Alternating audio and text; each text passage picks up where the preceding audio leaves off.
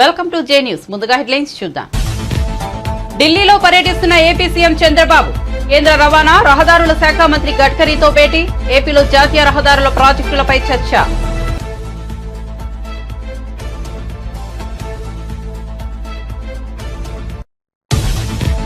ప్రధాని మోదీ అమిత్ షాను కలిసిన అనంతరం రేవంత్ రెడ్డి ప్రెస్ మీట్. తెలంగాణ అభివృద్ధికి సహకరించాలని కోరినట్లు వెల్లడి. మోదీ అమిత్ షా సానుకూలంగా స్పందించారని వ్యాఖ్య.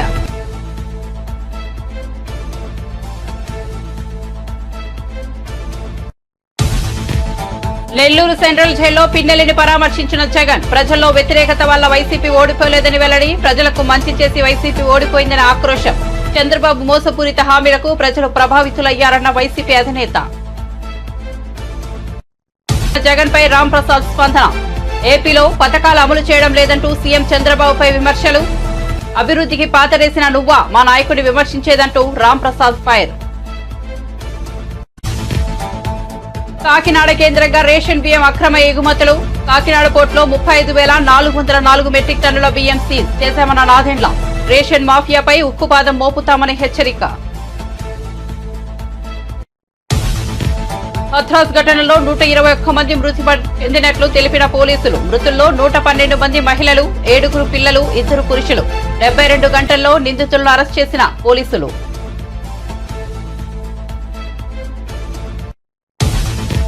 తాము చెప్పిన వాటిని కేంద్రం పెద్దలు సావధానంగా విన్నారన్న డిప్యూటీ సీఎం. కేంద్రం పెద్దలు సానుకూలంగా స్పందించారని వెల్లడి. చంద్రబాబుతో భేటీకి స్పందించి అజెండాను రూపొందించామని వెల్లడి.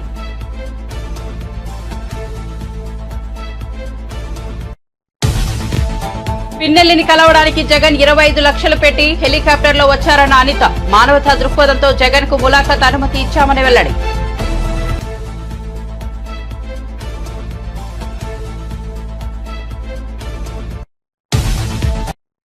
ఇక వార్త వివరాల్లోకి వెళ్తే ఏపీ ముఖ్యమంత్రి చంద్రబాబు ఢిల్లీ పర్యటనలో భాగంగా కేంద్ర రవాణా రహదారుల శాఖ మంత్రి నితిన్ గడ్కరీని కలిశారు.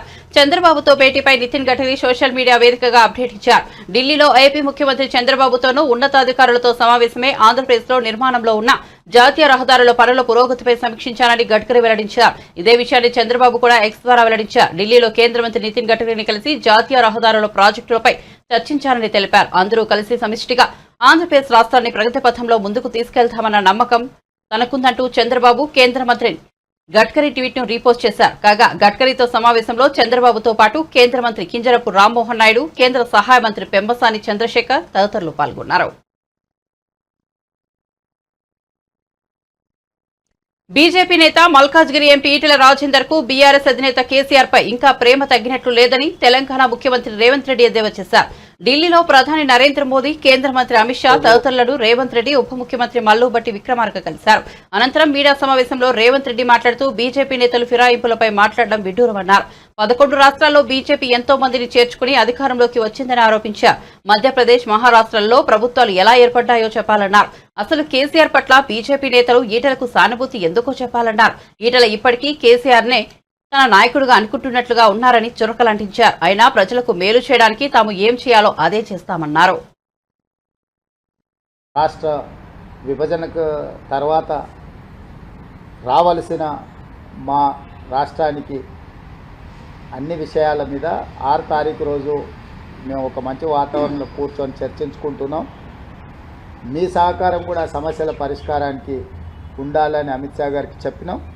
వారు స్పష్టంగా మీ సమస్యలు పరిష్కరించుకోండి, కేంద్ర ప్రభుత్వం వైపు నుంచి పూర్తి సహకారం ఉంటుందని వారు చెప్పారు. చాలా అంశాలు ఉన్నాయి, ఇంకా అది లిస్ట్ ఇస్తాను. 9th షెడ్యూల్ 10th షెడ్యూల్లో ఉన్న ప్రాపర్టీస్ కావచ్చు.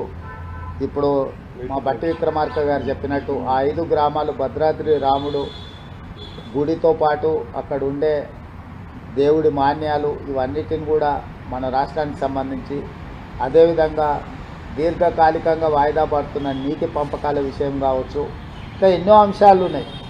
వాటన్నిటిని చర్చించుకొని ముందుకెళ్ళాలనుకుంటున్నాం. తెలియదు అసలు ముఖ్యమంత్రులు కూర్చున్నాక కదా ముఖ్యమంత్రుల స్థాయిలో పరిష్కారం అవుతాయా కావా అనేది తెలియకుండా ఎట్లా చెప్తాం. మా ఇద్దరి మధ్యలో పరిష్కారం కాగలిగినాయి. 2 రాష్ట్రాలు 2 ముఖ్యమంత్రులు కూర్చొని పరిష్కరించుకుంటారు. ఇంకేదైనా విషయంలో భిన్నాభిప్రాయాలు ఉంటే ఆర్బిట్రేటర్గా కేంద్ర ప్రభుత్వం ఉంది.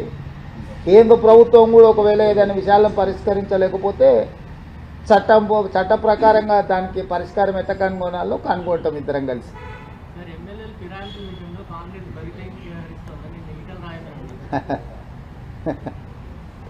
ఇక ఏం మాట్లాడతాం, 20 సంవత్సరాలు ఆయన ఎవరితో కలిసి తిరిగాడు, ఎవరితో అధికారం పంచుకున్నాడు, ఆయన కండువాలు కప్పేటప్పుడు ఎప్పుడైనా మాట్లాడిండా? పోనీ 11 రాష్ట్రాలల్లో భారతీయ జనతా పార్టీ ఎన్నికైన ప్రభుత్వాలను పడగొట్టింది, ఆ విషయమన్నా తెలుసా వారికి?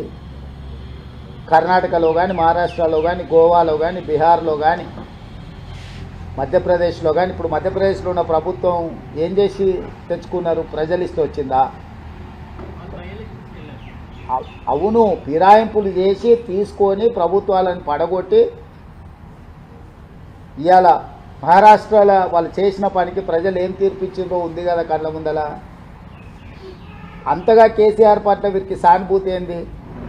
కేసీఆర్ మీద ఇంకా ప్రేమ తగ్గనట్టు ఉంది.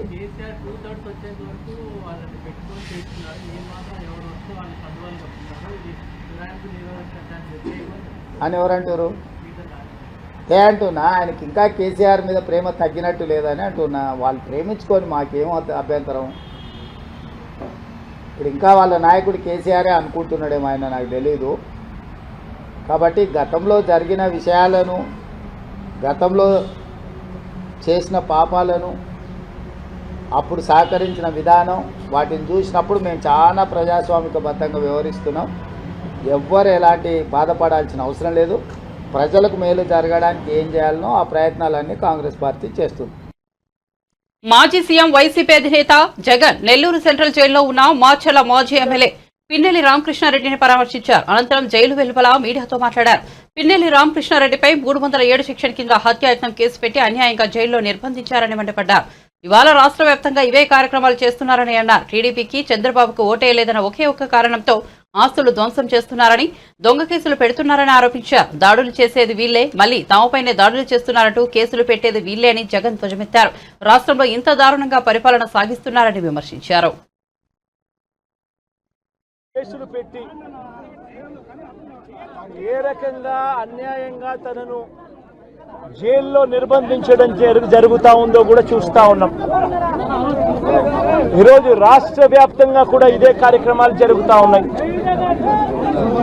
రాష్ట్ర వ్యాప్తంగా కూడా కేవలం తెలుగుదేశం పార్టీకి, చంద్రబాబు నాయుడు గారికి ఓటు వేయలేదు అన్న ఒకే ఒక్క కారణంతో ఏకంగా ఆస్తులను ధ్వంసం చేస్తా ఉన్నారు, దొంగ కేసులు పెడతా ఉన్నారు. వీళ్ళే కొడతారు, మళ్ళీ వీళ్ళే అటువైపున ఉన్న వారి మీద వాళ్ళు కొట్టారు అని చెప్పి కేసులు పెడతారు. ఇంతటి దారుణంగా ఈరోజు రాష్ట్రంలో పరిపాలన సాగిస్తా ఉన్నారు. నేను అడుగుతా ఉన్నా, ఇదే గత 5 సంవత్సరాల కాలంలో వైఎస్ఆర్సీపీ పరిపాలనలో ఉండగా, వైఎస్ఆర్సీపీ ప్రభుత్వంలో ఉండగా అప్పుడు జగన్ ఏం చేశాడు?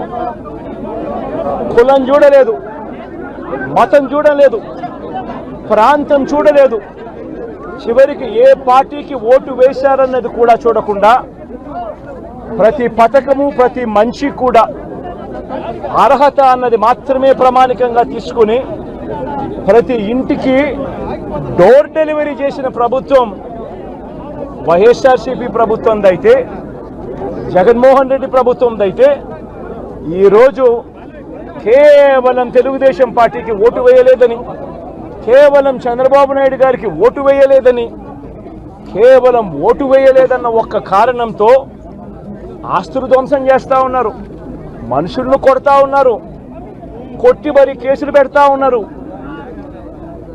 ఇంతటి అన్యాయంగా రాష్ట్రాన్ని రావణ కాష్టం చేస్తూ ఉన్నారు. రాజశేఖర రెడ్డి గారి విగ్రహాలను విరగొడతా ఉన్నారు, పగలగొడతా ఉన్నారు. ఇవన్నీ ఏదైతే చేస్తూ ఉన్నారో ఇవన్నీ కూడా శిశుపాలుని పాపాల మాదిరిగా ఇవన్నీ కూడా పాపాలు పండుతాయి. ప్రజాస్వామ్యంలో ఏదైనా కూడా ప్రజలకు మంచి చేసి ప్రజల గుండెల్లో స్థానం సంపాదించుకుని ప్రజల దగ్గరికి వెళ్ళి ఫలాని మంచి చేశాం కాబట్టి మాకు ఓటు వేయండి అని అడిగే పరిస్థితులు ఉండాలి తప్పనిచ్చి ఈ మాదిరిగా దౌర్జన్యాలు చేసి, ఈ మాదిరిగా అన్యాయమైన కేసులు బిగించి, ఈ మాదిరిగా ఆస్తులు ధ్వంసం చేసి, ఈ మాదిరిగా ఫియర్ సైకోసిస్ క్రియేట్ చేస్తూ రాజకీయాలు చేస్తే మాత్రం అది ఏ రోజు కూడా నిలబడే రాజకీయం కాదు. తాత్కాలిక మేలేదైనా జరుగుతుందేమో తప్పనిచ్చి తర్వాత ఓటు వేసేటప్పుడు మాత్రం ప్రజలు ఇవన్నీ కూడా ఖచ్చితంగా గుర్తుపెట్టుకుని లెక్క జమ చేసి చంద్రబాబు నాయుడు గారికి గట్టిగా బుద్ధి చెప్పే పరిస్థితులు రోజులు కూడా తొందరలోనే ఉన్నాయని కూడా ఈ సందర్భంగా చంద్రబాబు నాయుడు గారిలో మార్పు రావాలని సందర్భంగా కూడా తెలియజేస్తా ఉన్నా. నిజంగా ఇదే విషయానికి వస్తే ప్రజలు ఎందుకు నీకు ఓటేశారు చంద్రబాబు నాయుడు గారు అని చెప్పి ఫస్ట్ చంద్రబాబు నాయుడు ఆలోచన చేయాలి. ఒకవైపున వైఎస్ఆర్ కాంగ్రెస్ పార్టీ ప్రజల్లో వ్యతిరేకత వల్ల ఓడిపోలేదు, ప్రజలకు మంచి చేసి ప్రజలకు మంచి చేసి వైఎస్ఆర్ కాంగ్రెస్ పార్టీ ఓడిపోయింది. ఎందుకు ఓడిపోయింది అని అంటే చంద్రబాబు నాయుడు చేసిన మోసపూరిత హామీలకు ప్రజలు కాస్తో కూస్తో కొద్దిగా ఇదే ఆ 10% కాస్త అటువైపున షిఫ్ట్ అయ్యి చంద్రబాబు నాయుడు గారు అధికారంలోకి వచ్చిన పరిస్థితులు. మరి చంద్రబాబు నాయుడు అధికారంలోకి వచ్చిన తర్వాత ఈ నెల్లూరు జైల్లో ఉన్న మాచల మాజీ ఎమ్మెల్యే పిన్నెల్లి రామకృష్ణారెడ్డిని వైసీపీ అధినేత జగన్ పరామర్శించిన సంగతి తెలిసిందే. దీనిపై ఏపీ హోంమంత్రి వంగల్పూడి అనిత స్పందించారు. అమరావతిలో మీడియా సమావేశంలో ఆమె మాట్లాడుతూ ఈవీఎం పగలగొట్టిన పిన్నెల్లిని కలిసేందుకు జగన్ 25 లక్షలు ఖర్చు చేశారని వెల్లడించారు. జైల్లో ఉన్న పిన్నెల్లి కోసం జగన్ హెలికాప్టర్లో నెల్లూరు వెళ్లారని వివరించారు. అయితే పిన్నెల్లి ములాఖతులో అయిపోయినప్పటికీ మానవతా దృక్పథంతో జగన్ కు అనుమతి ఇచ్చామని అనిత స్పష్టం చేశారు. ములాఖతులు అయిపోయాయని తెలిసి కూడా జగన్ ఉద్రిక్తతలు రగిల్చే ప్రయత్నం చేసినట్టు తెలుస్తోందని పేర్కొన్నారు. ఆయన మీద ఒక హత్యాయత్నం, ఈవీఎం బాక్సులు బదలగొట్టారన్న ఒకటి, ఇవన్నీ కూడా రికార్డెడ్ గా దొరికినాయి. రికార్డెడ్ గా దొరికిన తర్వాత అరెస్ట్ ప్రక్రియ అనేది ఎలా జరిగిందో మనందరికీ కూడా తెలుసు. ఆయనని తీసుకెళ్లి ఆయన పరామర్శించడానికి జగన్మోహన్ రెడ్డి అనే వ్యక్తి, ఒక మాజీ సీఎం, ఫస్ట్ తీసుకున్న ప్రోగ్రామ్ కూడా ఏంటంటే ఒక ఖైదీని వెళ్ళి కలవటానికన్నా ప్రోగ్రామ్ తీసుకున్నారు. అది అతని ఇష్టం. అది కూడా ఏంటి, ఒక 25 లక్షల రూపాయలు ఖర్చు పెట్టుకుని అక్కడికి వెళ్ళి ఒక హెలికాప్టర్లో వెళ్ళారు. ఒక డబ్బున్నవాడు వెళ్ళాడు, తీసుకొని పెట్టుకున్నాడు. నేను ఇక్కడ ఏమంటానంటే యాక్చువల్గా పిన్నెల్లి గారికి ఉన్న ములాఖాతులు టైం అయిపోయింది. ఓకే, అయిపోయింది కాబట్టి అయినా కూడా హ్యుమానిటీ గ్రౌండ్స్ లో ఒక ఎక్స్-సీఎం రిక్వెస్ట్ చేస్తే పర్మిషన్ ఇచ్చాం, అవునా కదా? ఇంతకు ముందు చంద్రబాబు నాయుడు గారిని అక్రమంగా జైల్లో పెట్టినప్పుడు కుటుంబ సభ్యులకి 3వ ములాఖాత్ ఇవ్వాలంటే ఇచ్చేవారు కాదు. కానీ ఈ రోజు మేము ఏం చేసాము, అతని రిక్వెస్ట్ అంటే అతనికి పర్మిషన్ లేదన్న సంగతి కూడా తెలుసుకున్న తర్వాత కూడా అతను రెడీ అయ్యారంటే అక్కడ గలాటా సృష్టించడానిక? యాజ్ పర్ రూల్ కి పైకి వచ్చి హ్యుమానిటీ బేసిస్ మీద ఇచ్చాం. అఫ్ కోర్స్ ఈ రోజు మేము చాలా మంది చెప్తున్నారు దండోపదండాలకు వెళ్తున్నారు, అలాగే వెళ్తున్నారు, ఇలాగ వెళ్తున్నారని. నేను ఒకసారి ప్రిజెన్స్ ఐజీ గారితో కూడా మాట్లాడినా, అసలు ఎంతమంది ములాఖాతులు వెళ్తున్నాయి, యాజ్ పర్ రూల్ ఎలా వెళ్తున్నాయి, మేము అన్ని కూడా మాట్లాడుకుంటున్నాం. ఆయన బయటకు వచ్చి ఈ రోజు బయటకు వచ్చి అక్రమంగా అరెస్టులు చేశారు. అక్రమంగా ఏం సీసీ ఫుటేజ్ చూసిన వాళ్ళు ఎవరైనా అక్రమ కోర్టు ఇచ్చిందండి అతను అరెస్ట్ చేయమని? దాడులు ఎవరు చేశారు ఈ రోజుకి నాకు చెప్పండి. దాడులు చేసినట్టు ఎక్కడైనా రికార్డెడ్ గా ఉన్నాయా? ఎవరైనా కంప్లైంట్ ఇచ్చారా? ఏదైనా త్రూ రూల్ ప్రకారం చేస్తున్నాము. రూల్ ప్రకారం చేసేటప్పుడు దాన్ని కూడా దాడుల కింద మాట్లాడుకోవాలనుకుంటే మరి గత 5 సంవత్సరాలు చేసింది ఏమనుకోవాలి? మేము స్టార్ట్ అయిన దగ్గర నుంచి మొదలు పెట్టారు కదా, ప్రజావేదిక కూల్చిన దగ్గర నుంచి మొదలు పెట్టారు కదా. మాలాంటి అందరి మీద కూడా 20, నా మీద ఒక 23 కేసులు, ఈవిడ మీద ఒక 7 కేసులు. ఏంటవన్నీ? మేము అవన్నీ కక్ష తీర్చుకోవాలని మేము మాట్లాడలేదు కదా. కక్ష తీర్చుకోవాలనుకుంటే వేరేగా ఉండేది. కానీ ఈ రోజుకి కూడా మేము పబ్లిక్ చెప్తున్నాం, చూపిస్తున్నాం, ఇది ఇలా జరుగుతుంది అని చూపిస్తున్నాం. దానికి ప్రతీకార దాడులు ఎక్కడ జరిగినాయని ప్రతీకార దాడులు అంటే రెచ్చగొడుతున్నారా? ఈరోజు వచ్చి పిన్నెల్లి ఆయన మీద ఒక హత్యాయత్నం, ఈవీఎం బాక్సులు బదలగొట్టారన్న ఒకటి, ఇవన్నీ కూడా రికార్డెడ్ గా నెల్లూరు సెంట్రల్ జైల్లో ఉన్న వైసీపీ మాజీ ఎమ్మెల్యే పిన్నెల్లి రామకృష్ణారెడ్డిని జగన్ పరామర్శించారు. జైలు వెలుపల మీడియాతో మాట్లాడుతూ జగన్ టీడీపీ ప్రభుత్వంపై తీవ్రస్థాయిలో ధ్వజమెత్తారు. జగన్ వ్యాఖ్యలపై ఏపీ మంత్రి మంటిపల్లి రాంప్రసాద్ రెడ్డి మీడియా సమావేశం ఏర్పాటు చేసి బదిలిచ్చారు. ఎన్నికల నియమావళిని ఉల్లంఘించి పోలింగ్ బూత్లకు చొరబడి అక్కడున్న ఈవీఎంలను పగలగొట్టిన కేసులో ముద్దాయిగా ఉన్న పిన్నెల్లి రామకృష్ణారెడ్డిని పరామర్శించేందుకు జగన్ నెల్లూరు జైలుకు వెళ్లారని వెల్లడించారు. ఈ సందర్భంగా తాను కొన్ని అంశాలను ఎత్తి చూపగలుగుతున్నారని మంత్రి రాంప్రసాద్ రెడ్డి పేర్కొన్నారు. అలాగే గత ఎన్నికల్లో ఎన్నికల నియమావళిని ఉల్లంఘించి పోలింగ్ బూత్లోకి చొరబడి అక్కడున్న ఈవీఎంను పగలగొట్టిన కేసులో ముద్దాయి అయిన పిన్నెల్లి రామకృష్ణారెడ్డి అనే అతన్ని పరామర్శించేదానికి ఈరోజు నెల్లూరు జైలుకు వెళ్ళడం జరిగింది. నేను మీ దృష్టికి కొన్ని విషయాలు తీసుకోబోదలిచాం. ఎందుకంటే మాజీ ముఖ్యమంత్రి హోదాలో ఈరోజు మీరు ఆ జైలు పర్యటనకు వెళ్ళారు. అక్కడ మీరు పరామర్శించింది కేవలం మీ మాజీ ఎమ్మెల్యేనే కాదు, ఎంతో పవిత్రమైన వ్యవస్థ ఎలక్షన్ కమిషన్ అనేది రాజ్యాంగబద్ధంగా భారతదేశంలో ఎన్నో సంవత్సరాలుగా నిష్పక్షపాతంగా ఎన్నికలు నిర్వహించే కార్యక్రమంలో ఎక్కడా లేని విధంగా అవకతవకలు జరిగిన నియోజకవర్గం ఏదని ఉందంటే అది మాచర్ల. గత 4 పర్యాయాలు అక్కడ శాసనసభ్యుడిగా ఉన్న ఈ రామకృష్ణారెడ్డి అనే అతను మొన్న ఎన్నికల్లో బూతులేకి చొరబడి ఈవీఎం బాక్స్ను పగలగొట్టి, అదే కాకుండా అక్కడ తెలుగుదేశం పార్టీ ఏజెంట్గా ఉన్న శేషగిరిరావు అనే అతను అడ్డుపడితే ఆయన మీద కూడా దాడి చేయడం జరిగింది. ఇదంతా గత 30 రోజులుగా సోషల్ మీడియాలో అయితేనేం ప్రెస్లోనైతేనేం ఎక్కడ చూసినా మనం చూస్తూనే ఉన్నాం. అంతా ప్రజల్లోకి వెళ్ళిన ఘటన ఏదైనా ఉందంటే ఈ ఇష్యూనే ఉంది. దాన్ని కూడా తప్పుదారి పట్టించే విధంగా దాంకొని హైకోర్టును ఆశ్రయించి అక్కడ బెయిల్ రాకపోవడంతో తానంతకు తానే వచ్చి ఈరోజు లొంగిపోవడం జరిగింది. అలాంటి వ్యక్తిని నువ్వు పరామర్శించడం జరిగింది. దానికి మేము కూడా ఏం విమర్శించాం. ఎందుకంటే ఎట్లయినా కానీ మంచోడో చెడ్డోడో అతను 4 పర్యాయాలు శాసనసభ్యుడిగా నీ వెంట నడిచాడు కాబట్టి నువ్వు అక్కడికి వెళ్ళడం మేము కూడా సంతోషిస్తున్నాం. అంతేగాని నువ్వు ఆ సంఘటన వదిలేసి మా ముఖ్యమంత్రి వర్యులు పెద్దలు నారా చంద్రబాబు నాయుడు గారి మీద, ఇప్పుడున్న ప్రభుత్వం మీద కొన్ని చురుకలు అంటించారు మీరు. దాని కౌంటర్గానే నేను ఈ కార్యక్రమాన్ని ఇక్కడ ఏర్పాటు చేశాను. ప్రజల దృష్టికి కూడా కొన్ని విషయాలు చెప్పదలుచుకున్నాం. ముఖ్యంగా మాచర్ల విషయానికి వస్తే, వరంగల్ జిల్లాను హైదరాబాద్ కు దీటుగా అభివృద్ధి చేస్తామని ఐటీ శాఖ మంత్రి శ్రీధర్ బాబు అన్నారు. హనుమకొండలో రాక్స్ ఐటీ పార్కును మంత్రి ప్రారంభించారు. హనుమకొండ, వరంగల్ పారిశ్రామికంగా అభివృద్ధి చెందుతాయన్న ఆయన ప్రైవేట్ పరిశ్రమలు తీసుకొచ్చి యువతకు ఉపాధి కల్పిస్తామని తెలిపారు. ద్వితీయ శ్రేణి నగరాల్లోనూ ఐటీ విస్తరించాలన్నదే రాష్ట్ర ప్రభుత్వ సంకల్పమని స్పష్టం చేశారు.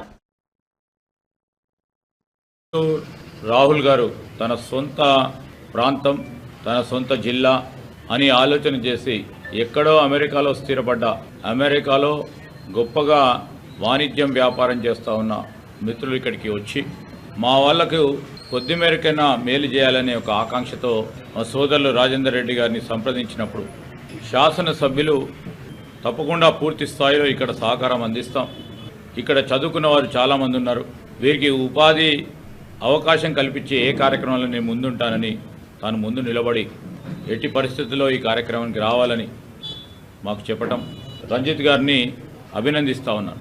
మా ప్రభుత్వం ఏర్పడ్డ తర్వాత ముఖ్యమంత్రి గారు మేము అందరం కూడా కలుసుకొని హైదరాబాదు ఇంకా 10 అభివృద్ధి చేయాలి. దాంతోపాటు టియర్ 2, టియర్ 3 సిటీస్కి సంబంధించిన ఏదైతే సిటీస్, టౌన్స్ ఉన్నాయో దాంట్లో ప్రధానంగా వరంగల్ లాంటి ప్రముఖమైన నగరం ఇది.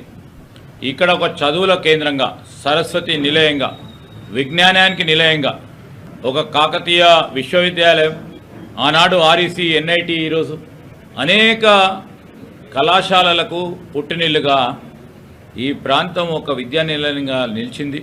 అదే క్రమాన్ని ఇంకా పెద్ద ఎత్తున తీసుకెళ్లే ప్రయత్న భాగంలోనే ఇక్కడ ఉన్న మానవ వనరులను ఎక్కడికో రేపు హైదరాబాద్కో అమెరికాకో పోనీయకుండా ఇక్కడే వారి ఇంటి వద్దనే సాఫ్ట్వేర్ ఉద్యోగాలు కల్పించాలనే ఒక ఆలోచనతో రాబోయే కాలంలో ఇంకా సాంకేతిక అనేక అంశాలు ముందుకు వస్తున్న తరుణంలో ఇక్కడే చిన్న, సూక్ష్మ, మధ్యతర పరిశ్రమలకు ప్రధానంగా సాఫ్ట్వేర్ రంగానికి పెద్దపీట వేయాలని రాష్ట్ర ప్రభుత్వం ప్రధానమైన లక్ష్యం. రేపు రాబోయే కాలంలో కరీంనగర్, నిజామాబాద్, మహబూబ్ నగర్, ఖమ్మము ఈ టియర్ 2 సిటీకి సంబంధించి పూర్తి స్థాయిలో ఇక్కడ మౌలిక సదుపాయాలు కల్పిస్తూ ఈ ప్రాంతవాసులకు ఉపాధి అవకాశం కల్పించాలనే ఆకాంక్ష, ఒక ఆలోచన, ఒక ఉద్దేశం, ఒక లక్ష్యంతో మా రాష్ట్ర ప్రభుత్వం ముందుకు నడుస్తూ ఉంది. విదేశాల్లో స్థిరపడ్డ మన తెలంగాణ మిత్రులను కూడా కోరుతా ఉన్నాం, రండి, రాష్ట్ర ప్రభుత్వంతో భాగస్వాములు కండి, ఇలాంటి పట్టణాలను అభివృద్ధి చేసే భాగంలో మీరు కూడా మీ కార్యాలయాలను ఇక్కడ స్థాపించండి. మేము పూర్తి స్థాయిలో రాష్ట్ర ప్రభుత్వం తరఫున సహకారం అందించే కార్యక్రమం చేస్తాం, ముందుకు రావాలని ఈ సందర్భంలో వారికి పిలుపునిస్తా ఉన్నాం. ఇక్కడ చాలా సంవత్సరాలుగా మరి విమానాశ్రయానికి సంబంధించి పెండింగ్లో ఉంది. భద్రాచలం వద్ద ఏపీలో కలిపిన 5 గ్రామాలను తెలంగాణలో తిరిగి కలపాలని తాము కేంద్ర ప్రభుత్వాన్ని కోరామని తెలంగాణ ఉప ముఖ్యమంత్రి మల్లుబట్టి విక్రమార్క తెలిపారు. సీఎం రేవంత్ రెడ్డితో కలిసి ప్రధాని మోదీ, కేంద్ర హోంమంత్రి అమిత్ షాలను వారు కలిశారు. తెలంగాణకు సంబంధించి పలు విజ్ఞప్తులు చేశారు. అనంతరం రేవంత్ రెడ్డితో కలిసి ఏర్పాటు చేసిన మీడియా సమావేశంలో బట్టి విక్రమార్క కేంద్రానికి చేసిన విజ్ఞప్తుల గురించి జాబితాను వెల్లడించారు. ఏపీలో 5 గ్రామాలను వెనక్కి ఇవ్వాలని మోదీని కోరినట్లు చెప్పారు. ఏపీ తెలంగాణ మధ్య ఉన్న సమస్యలను కూడా పరిష్కరించాలని కోరినట్లు చెప్పామన్నారు. మేము అడిగిన వాటికి రాతపూర్వకంగా ఇచ్చామని తెలిపారు. తాము చెప్పిన వాటిని వారు సావధానంగా విని సానుకూలంగా స్పందించారని చెప్పారు. విభజన హామీలను, వివిధ అంశాలను సాధ్యమైనంత త్వరగా అమలు చేసే ప్రయత్నం చేస్తామని హామీ ఇచ్చినట్లు చెప్పారు. కేంద్రం పెద్దలు సానుకూలంగా స్పందించినందుకు ఆయన ధన్యవాదాలు తెలిపారు. విభజన చట్టంలో పొందుపరిచినటువంటి రైల్వే కోచ్ ఫ్యాక్టరీకి సంబంధించి కాజీపేట్ రైల్వే కోచ్ ఫ్యాక్టరీకి సంబంధించి ప్రత్యేకంగా వారికి గుర్తు చేసి దీన్ని కూడా మంజూరు చేయవలసిందిగా కోరారు. అలాగే అతి ముఖ్యమైనటువంటి అంశం, దేశంలోనే డిఫెన్స్ రంగంలో కానీ స్ట్రాటజిక్గా కానీ అనువైన ప్రాంతంగా ఉన్నటువంటి తెలంగాణ రాష్ట్రంలో అనేక డిఫెన్స్ సంబంధించిన పబ్లిక్ సెక్టర్ సంబంధించిన పరిశ్రమలు ఉన్నాయి. వాటన్నిటినీ ఎకోసిస్టమ్ కూడా బాగుంది కాబట్టి మాకున్నటువంటి వాతావరణం కానీ హ్యూమన్ రిసోర్సెస్ కానీ అందుబాటులో ఉన్నాయి కాబట్టి సెమీ కండక్టర్ మిషన్ని తెలంగాణ ప్రాంతంలో చిప్ మ్యానుఫ్యాక్చరింగ్ కోసం ప్రత్యేకంగా పరిగణించి సహాయపడవలసిందిగా ఏర్పాటు చేయడానికి సహకరించవలసిందిగా వారిని కోరాం. అలాగే పేదవాళ్లకు సంబంధించి రాబోయే 5 సంవత్సరాల్లో 25 లక్షల ఇళ్లకు మంజూరు చేయవలసిందిగా కూడా వారిని కోరాం. అట్లాగే రాష్ట్రానికి సంబంధించి పెండింగ్ ఉన్నటువంటి గ్రాంట్స్ ఏదైతే ఉన్నాయో వాటిని కూడా రిలీజ్ చేయమని అడిగాం. దాదాపు 1,800 కోట్ల రూపాయలు 2019-20 నుంచి పెండింగ్ ఉన్నాయి, అవి కూడా కావాలని అడిగాం. అలాగే వాటితో పాటు ఇంకా కొన్ని ముఖ్యమైనటువంటి అంశాలు కూడా, నవోదయ స్కూల్కి సంబంధించి ప్రతి జిల్లాకి ఒక నవోదయ స్కూల్ కావాలని అడిగాం. అట్లాగే కస్తూర్బా పాఠశాలలు కావాలని అడిగాం. ఇట్లా కుసుమ్ స్కీమ్లో లేకపోతే ఇంకొక స్కీమ్లో సోలార్ ఆల్టర్నేటివ్ ఎనర్జీకి సంబంధించి తెలంగాణ రాష్ట్రం ఒక కొత్తగా ఎనర్జీ పాలసీతో ముందుకు వస్తూ ఉంది. సాధ్యమైనంత మేరకు పెద్ద ఎత్తున కేంద్ర ప్రభుత్వం ఎనర్జీలో మమ్మల్ని గట్టిగా ప్రోత్సహించడానికి కావాల్సిన సహాయ సహకారాలు అందించమని కూడా వారిని ప్రత్యేకంగా కోరాం. అట్లాగే డిఫెన్స్ ల్యాండ్కి సంబంధించి గతంలో కలిసినప్పుడు ముఖ్యమంత్రి గారు మేము కలిసినప్పుడు ల్యాండ్స్ ఎలివేటెడ్ కారిడార్ నిర్మించుకోవడం కోసం కాకినాడ కేంద్రంగా రేషన్ బియ్యం అక్రమ ఎగుమతుల అంశంపై ఏపీ పౌర సరఫరాల శాఖ మంత్రి నాదెండ్ల మనోహర్ పూర్తిస్థాయిలో దృష్టి సారించారు. ఆయన మీడియాతో మాట్లాడుతూ కాకినాడలో మాజీ ఎమ్మెల్యే ద్వారంపూడి మాఫియా భయంకరంగా విస్తరించి ఉందని అన్నారు. అక్రమంగా బియ్యం ఎగుమతులకు కాకినాడ పోర్టును అడ్డాగా మార్చారని వెల్లడించారు. తనిఖీల సందర్భంగా ఒక్క కాకినాడ పోర్టులోనే 35,404 మెట్రిక్ టన్నుల బియ్యాన్ని సీజ్ చేశామని నాదెండ్ల తెలిపారు. కాకినాడ ఒక్కటే కాదు, రాష్ట్ర వ్యాప్తంగా బియ్యం అక్రమాలు చేశారని ఆరోపించారు. దోపిడీపై సీఐడీ విచారణ జరిపిస్తామని, కలెక్టర్లకు పర్యవేక్షణ బాధ్యతలు అప్పగిస్తామని మంత్రి నాదెండ్ల వెల్లడించారు. అక్రమాలకు పాల్పడితే ఎవరినీ వదిలే ప్రసక్తే లేదని స్పష్టం చేశారు. రేషన్ మాఫియాపై ఉక్కుపాదం మోపుతామని హెచ్చరించారు. తాను భుక్తే ప్రమాదంలోకి నెట్టేసిన నిస్సహాయంగా రైతు ప్రభుత్వం నుంచి, ఈ రాజకీయ వ్యవస్థలో ఉన్న నాయకుల దగ్గర నుంచి, అధికార యంత్రాంగం గురించి సరైన సహాయం అందుతుంది, ఆదుకుంటారు అని ప్రతి సంవత్సరం కూడా ప్రతి పంటప్పుడు కూడా కన్నీరుతో మిగిలిపోయిన పరిస్థితి మనం చూసాం. రైతుల దగ్గర కొనుగోలు చేసిన ఆహార ధాన్యాలని కూడా వీళ్ళు పూర్తిగా బకాయిలు పెట్టేసి ఆ ధైర్యం లేకుండా రైతుని కుంగదీసేశారు. చాలా బాధాకరమైన విషయం ఏంటంటే మా సివిల్ సప్లైస్ కార్పొరేషన్ ఒకప్పుడు రాష్ట్రంలో ఏ కార్యక్రమం చేసినా కూడా ఇతర శాఖలతో పోల్చుకుంటే ఒక ప్రొఫెషనల్ విధానంలో పనిచేసే ఈ కార్పొరేషన్ని 36,300 కోట్ల రూపాయలు అప్పులు పాలు చేసి చివరికి రైతుకి ఇవ్వాల్సిన బకాయిలు కూడా 1,659 కోట్ల రూపాయలు వీళ్ళు వదిలేసి వెళ్ళిపోయారు. అంటే రాష్ట్ర ప్రజలు కూడా గమనించాలి, ధాన్యం సేకరించి ఆహార భద్రత కల్పించే బాధ్యత కలిగిన కార్పొరేషన్ ప్రతి సంవత్సరం మేము చేస్తున్న కార్యక్రమాల్లో కూడా వీళ్ళు తలదూర్చి అన్యాయంగా 36,300 కోట్ల రూపాయల రుణాలు చేసి డబ్బు ఇవ్వాల్సిన రైతుకు కూడా చివరికి ఆదుకోకుండా మోసం చేసి 1,659 కోట్ల రూపాయలు బకాయిలు వదిలేసి వీళ్ళు వెళ్ళిపోయారు. రైతుల దగ్గర కొనుగోలు చేసిన ఈ ధాన్యానికి బాధ్యత మాది. ప్రభుత్వం అనేది నిరంతరంగా జరగాల్సిన ప్రక్రియ. ఈ విషయం గురించి గౌరవ ముఖ్యమంత్రి గారికి అదేవిధంగా గౌరవ ఉప ముఖ్యమంత్రి గారికి వివరించినప్పుడు చాలా సానుకూలంగా స్పందించి కొంచెం సమగ్రమైన సమాచారం తీసుకొస్తే తప్పకుండా దీని గురించి మాట్లాడదామని వాళ్ళు ప్రోత్సహించినప్పుడు డిపార్ట్మెంట్ నుంచి మేము ఆలోచించి హథ్రాస్ తొక్కిసలాట ఘటనలో 6గురిని అరెస్ట్ చేసినట్లు ఉత్తరప్రదేశ్ పోలీసులు తెలిపారు. గురువారం అలీగర్ ఐజీ సలాబ్ మాథూర్ మీడియా సమావేశం నిర్వహించి కేసుకు సంబంధించిన వివరాలను వెల్లడించారు. ఈ ఘటనలో 121 మంది భక్తులు మృతి చెందినట్లు తెలిపారు. మృతుల్లో 2 పురుషులు, 112 మంది మహిళలు, 6 బాలురు, 1 బాలిక ఉన్నట్లు చెప్పారు. ఘటన జరిగిన 72 గంటల్లో 6 నిందితులను అరెస్ట్ చేశామన్నారు. 2 నిర్వాహకులను కూడా అరెస్ట్ చేసినట్లు చెప్పారు. ఈ ప్రమాదంలోని 121 మంది మృతదేహాలను గుర్తించినట్లు చెప్పారు. పోస్టుమార్టం ప్రక్రియ పూర్తయిందన్నారు. అరెస్ట్ అయిన వారిలో 2 మహిళలు, 9 పురుషులు ఉన్నట్లు తెలిపారు. మెయిన్పూరిలోని ఆశ్రమంలో బోలే బాబా కోసం వెతికినట్లు చెప్పారు. ఆయన పరారీలో ఉన్నారని తెలిపారు. ఆయన ఆచూకీ గుర్తించేందుకు ప్రయత్నిస్తున్నామన్నారు. బులెటిన్ ముగించే ముందు హెడ్లైన్స్ మరోసారి చూద్దాం. ఢిల్లీలో పర్యటిస్తున్న ఏపీ సీఎం చంద్రబాబు. కేంద్ర రవాణా, రహదారుల శాఖ మంత్రి గడ్కరీతో భేటీ. ఏపీలో జాతీయ రహదారుల ప్రాజెక్టులపై చర్చ.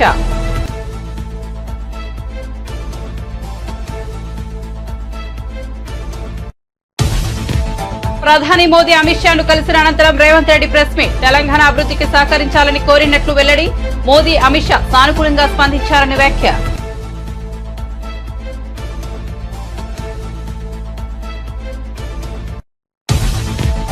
నెల్లూరు సెంట్రల్ జైల్లో పిన్నెల్లిని పరామర్శించిన జగన్. ప్రజల్లో వ్యతిరేకత వల్ల వైసీపీ ఓడిపోలేదని వెల్లడి. ప్రజలకు మంచి చేసి వైసీపీ ఓడిపోయిందని ఆక్రోశం. చంద్రబాబు మోసపూరిత హామీలకు ప్రజలు ప్రభావితులయ్యారన్న వైసీపీ అధినేత. జగన్ పై రామ్ ప్రసాద్ స్పందన.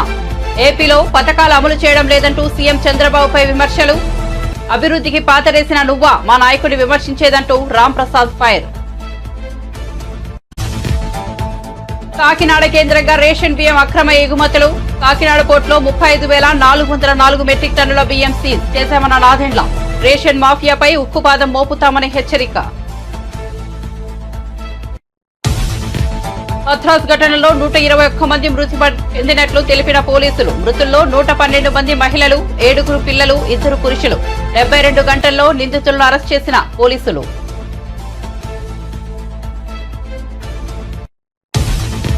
తాము చెప్పిన వాటిని కేంద్రం పెద్దలు సావధానంగా విన్నారన్న డిప్యూటీ సీఎం. కేంద్రం పెద్దలు సానుకూలంగా స్పందించారని వెల్లడి. చంద్రబాబుతో భేటీకి స్పందించి అజెండాను రూపొందించామని వెల్లడి.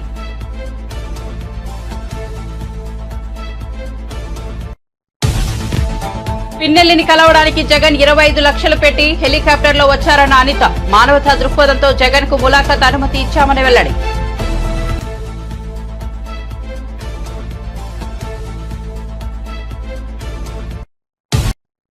మరిన్ని అప్డేట్స్ కోసం చూస్తూనే ఉండండి జే న్యూస్.